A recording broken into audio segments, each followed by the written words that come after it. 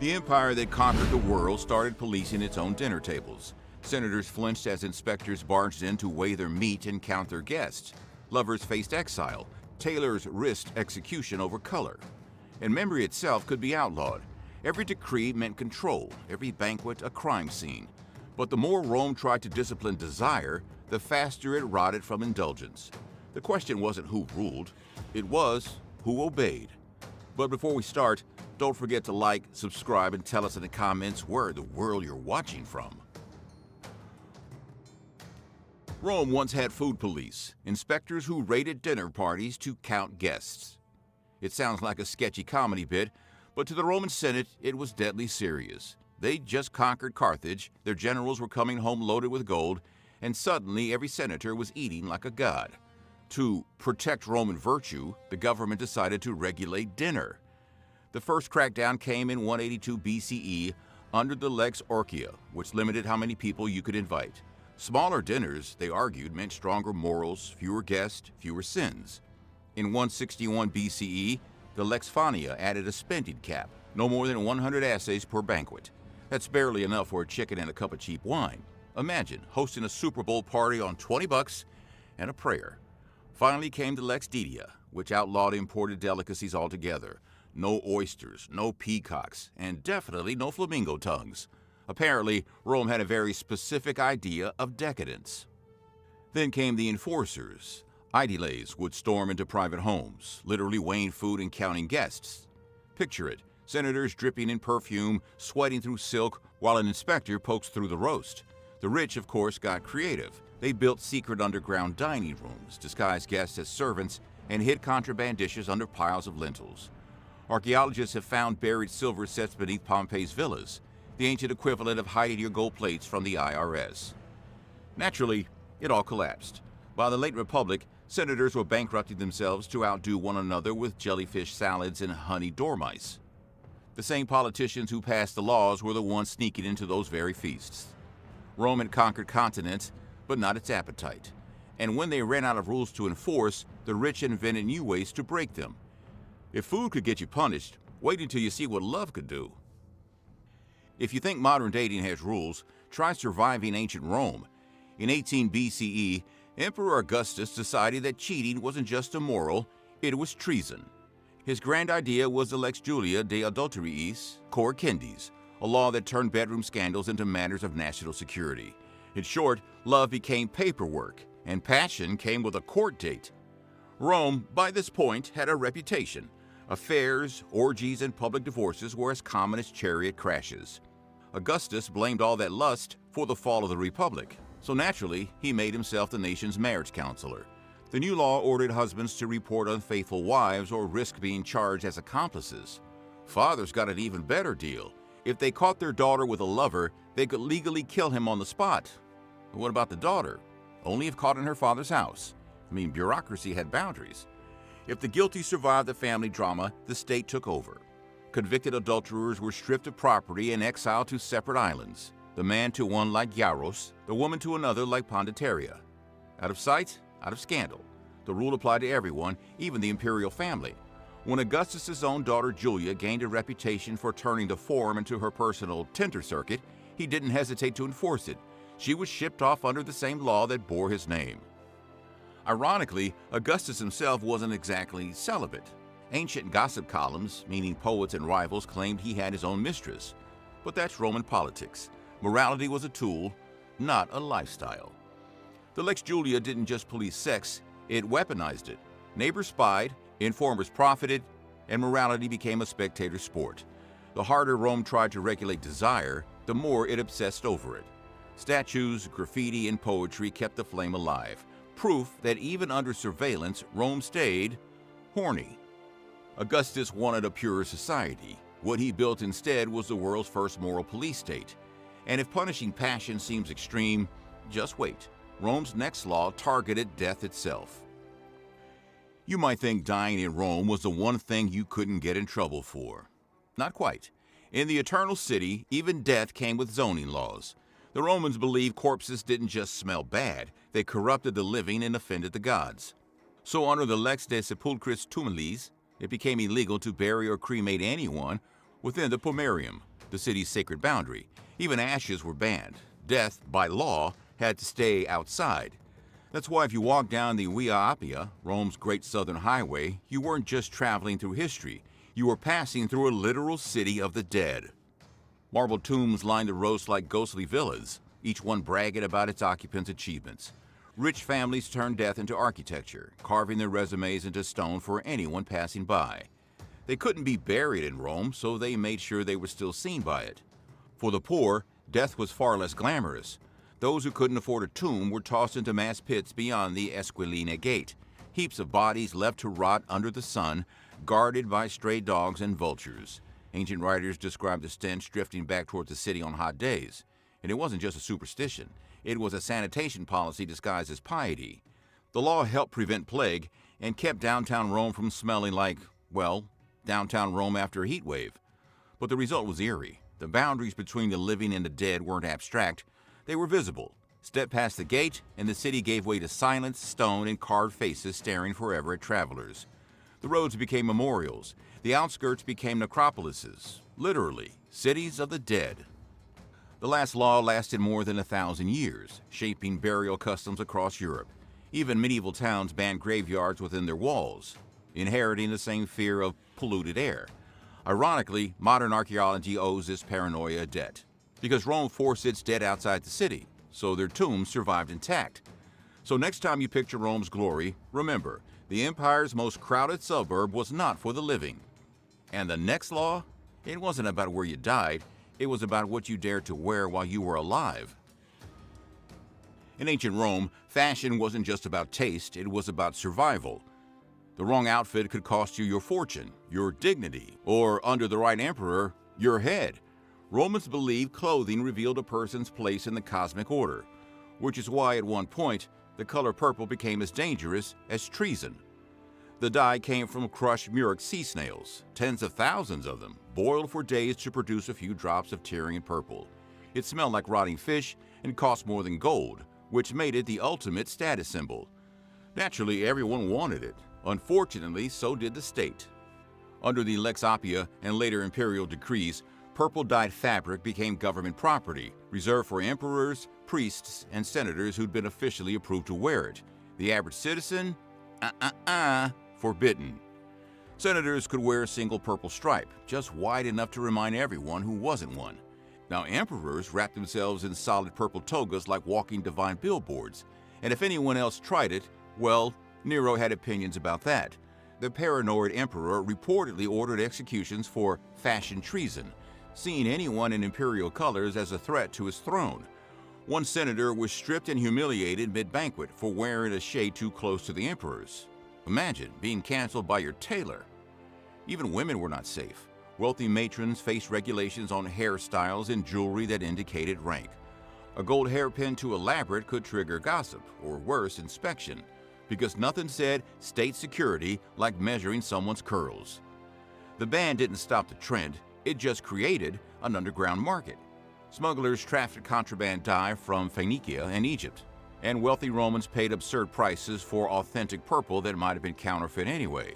It was the ancient version of bootleg designer wear, risky, overpriced, and irresistible. When the empire finally fell, kings and popes inherited the obsession.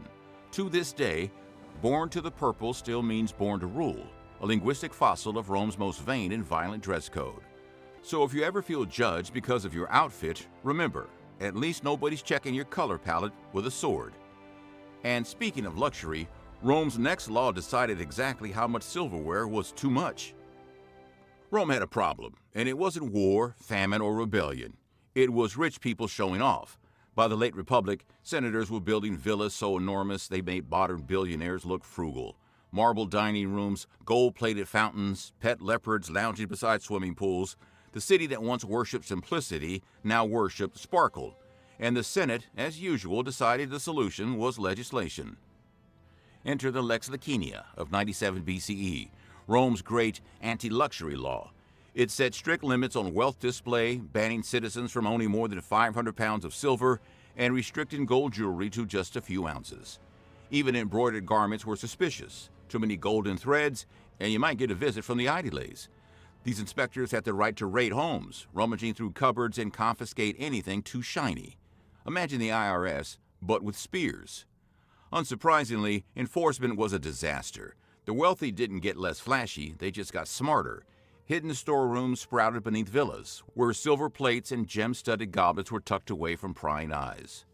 Archaeologists in Pompeii and Herculaneum have actually found these hoards, hundreds of matching silver cups buried under floors waiting for the day the inspectors went away. That day, unfortunately, was the eruption of Vesuvius. Some Romans melted their valuables into unrecognizable shapes to disguise them as household tools. Others bribed officials to look the other way. The law even sparked a new form of craftsmanship, secret luxury. Think silver disguised as bronze, or furniture that could transform into a banquet table at a moment's notice. Meanwhile, the lawmakers who wrote the ban continued building palaces. The Emperor Nero famously ignored it altogether, constructing his Domus Aurea, the Golden House, complete with ivory couches, gemstone mosaics, and a ceiling that sprinkled guests with perfume. Nothing says modesty like a rotating dining room. In the end, the Lex Lacinia achieved exactly nothing. Rome's elite kept hoarding, spending, and flexing, proving a truth that still holds. You can ban luxury, but you cannot outlaw envy. And if that sounds kind of crazy, wait until you hear about the next law, where criminals weren't even human. If you thought Roman justice was brutal toward people, wait until you hear what they did to animals. In Rome, crime didn't stop at the human species. Pigs, oxen, even camels could find themselves on trial. And yes, there were witnesses, judges, and official verdicts. To the Romans, justice wasn't about fairness, it was about balance. If something disrupted the cosmic order, even a cow could pay the price. When an animal killed a person, it wasn't treated as an accident. It was murder. The offender was captured, paraded through the streets, and tried before a magistrate. If found guilty, it was executed, often by crucifixion or ritual slaughter. It sounds like the world's strangest courtroom drama, but to Rome, it was deadly serious.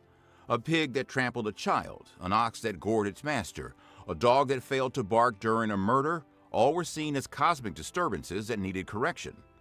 The logic was simple. If slightly insane, every living thing, human, animal, or tool, had a kind of legal standing. A hammer that kills someone in a collapse might be ceremonially destroyed.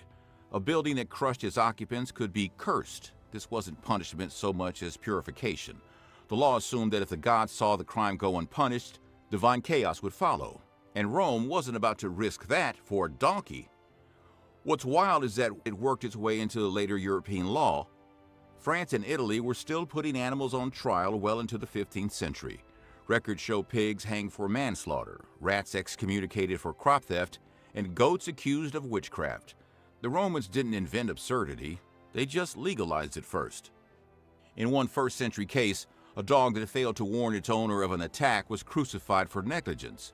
Rome wasn't kidding about accountability. Justice had to be seen, even if the defendant was a sheep. To the Romans, law wasn't about mercy, it was about order. And sometimes, order meant nailing a pig to a cross. But even that wasn't the strangest courtroom in Rome.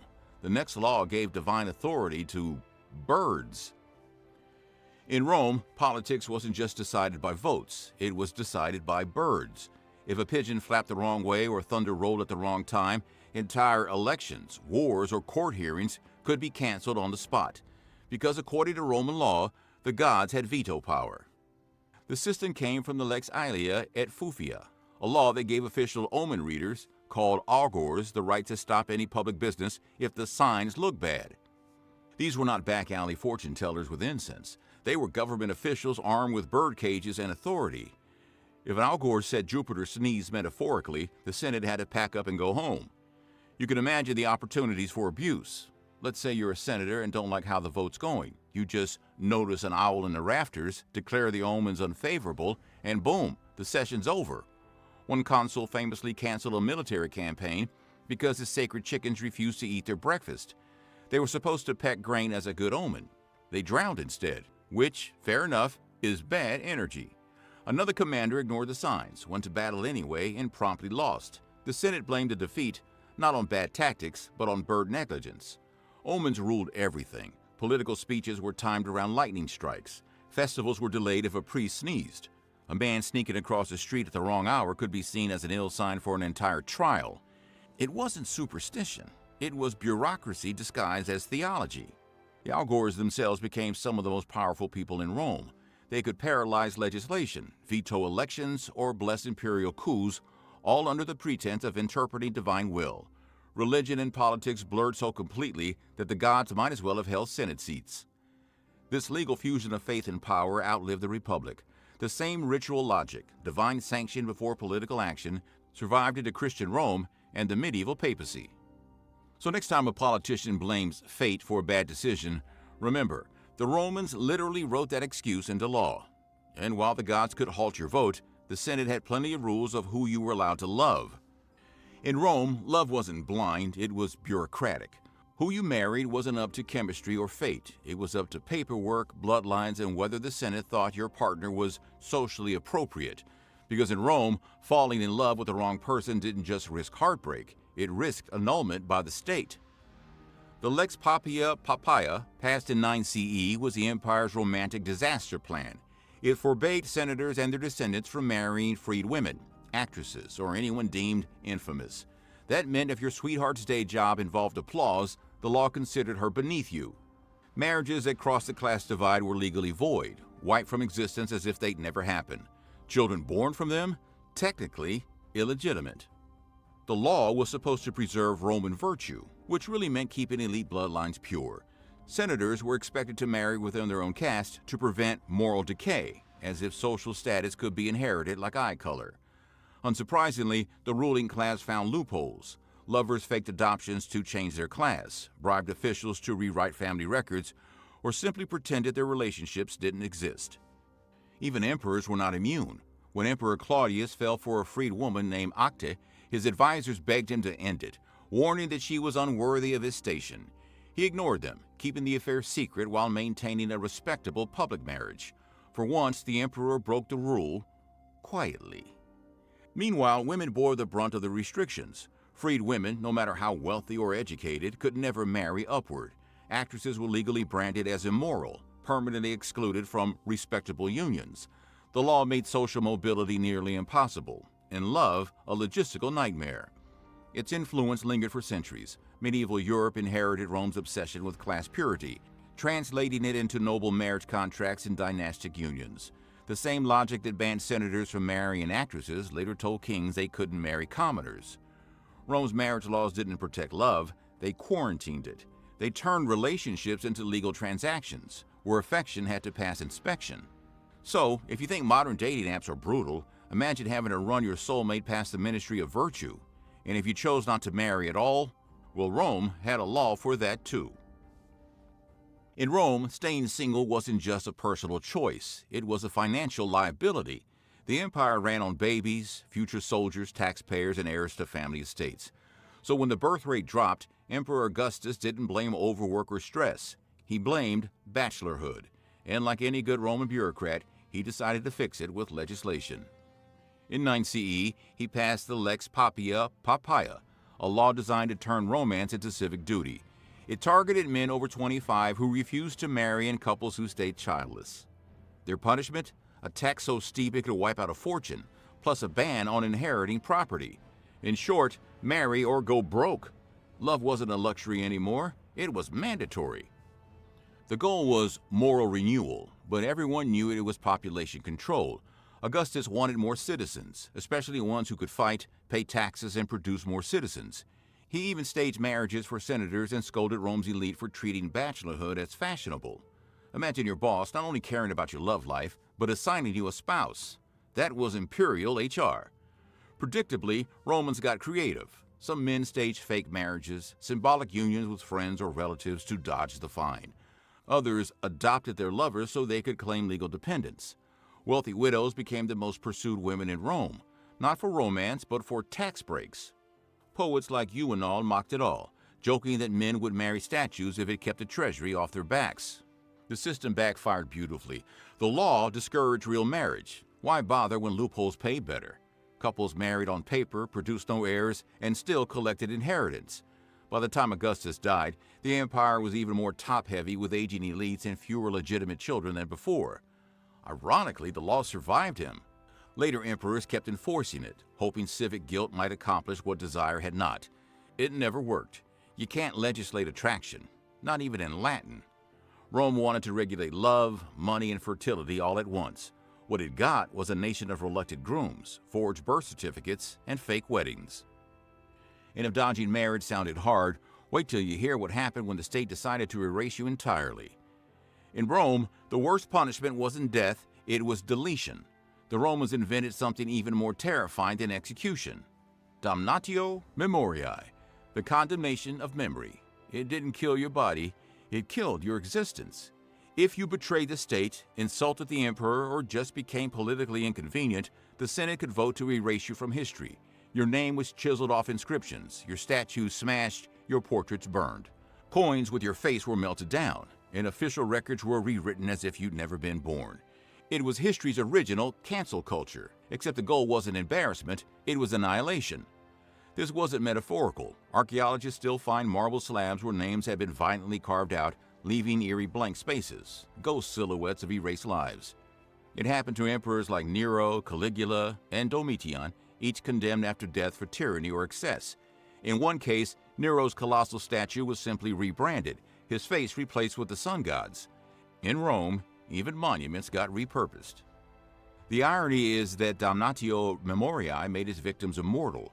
The harder Rome tried to forget them, the more attention it drew to the erasure itself. Historians remember the gaps, the scratches, and the missing names, proof that someone powerful had been scrubbed from existence. Nero, the man erased from marble, is now one of the most famous figures in world history. But the law wasn't just imperial drama. Ordinary citizens could face smaller-scale versions of it. Families disowned relatives, scratched them out of tomb inscriptions, and denied their descendants inheritance. To lose your memoria meant more than disgrace. It meant spiritual extinction. In Roman belief, the dead lived on through remembrance. If your name vanished, so did your soul. Damnatio memoriae was control taken to its absolute extreme, the belief that law could dictate what the past itself remembered. And that's what made it so Roman. Even in death, the empire still had paperwork to file. So if you ever worry about getting canceled online, take comfort. At least nobody's chiseling your name off stone. Rome tried to control eternity. History, as usual, had other plans. Subscribe to Nutty History for more tales of brilliant people making terrible rules. Because if Rome proved anything, it's that civilization's only ever one weird law away from chaos.